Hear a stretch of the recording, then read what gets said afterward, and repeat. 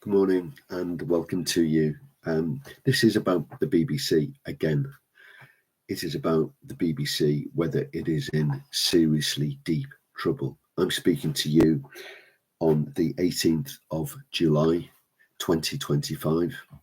And unusually for me, I normally don't touch celebrity and BBC issues, although I have done a programme about the BBC. This is my sort of second foray, if you like, into the BBC. But this is really about celebrity, I suppose, the very, very successful programme MasterChef. It featured, from 2005, it featured John Torode and Greg Wallace. Didn't particularly want to speak about Greg Wallace, but he has been effectively fired by the BBC and his production company, I believe, from making any further MasterChef programs. Incredibly successful program. It's been going on for over 20 years. John Torode, I'm going to speak about. John is an Australian, a chef. He's nearly 60 years of age, Australian-born, presenter of 20 years standing, and co-presented the successful show with a man who has seen a lot of controversy in recent year or two, is Greg Wallace. I'm not really speaking about Greg today. In 2018, John Torode, the Australian-born chef, was accused of using the word nigger after an after-works drink party. Torode was with the show since 2005. So a long time, 18 years. Another BBC cock-up, question mark. July 2025, the BBC said Torode's contract would not be renewed. Richard Osman, who's another star, if you like, of British TV, confirmed the story and its use of the word nigger, and the complaint was upheld. Interestingly, 9 other allegations against John Torode for poor behaviour were dismissed. So basically, John Torode has used the word, what is popularly called the N-word today, because it's not seen to be it's seen to be the worst form of racial epithet that you can use.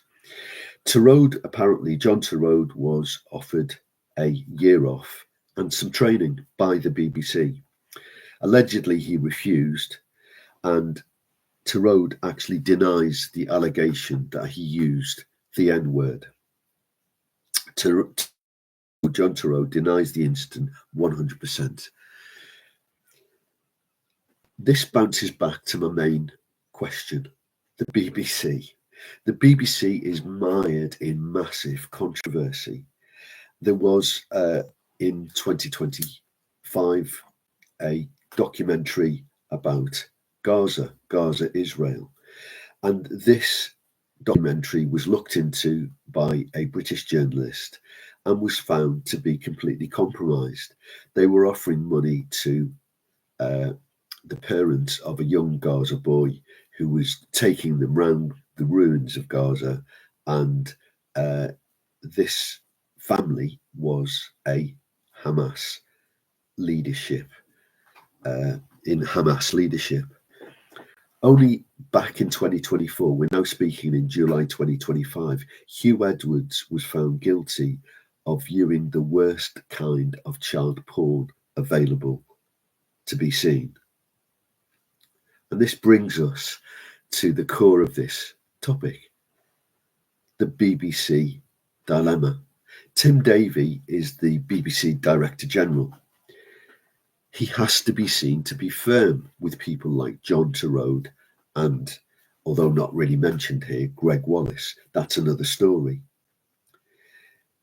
Interestingly, all the allegations against John Torode, apart from the use of the N-word, as it's popularly now called, were thrown out. Just finally, and I'm going to leave it with these 3 points, the BBC is in a dire place. I believe over 5 million people do not now have a TV licence by their own wishes. So people like myself who have voluntarily said by email, it's a very easy process to do, I do not want a TV licence. The BBC's source of revenue is beginning to dry up. Secondly, the BBC is not impartial and has proved time and time again, whether it's Jimmy Savile or whether it's more current people, it has proved itself to be very biased, very partial, and I would argue very, very corrupted. Third and final point, the BBC is coming to what we call a break point now.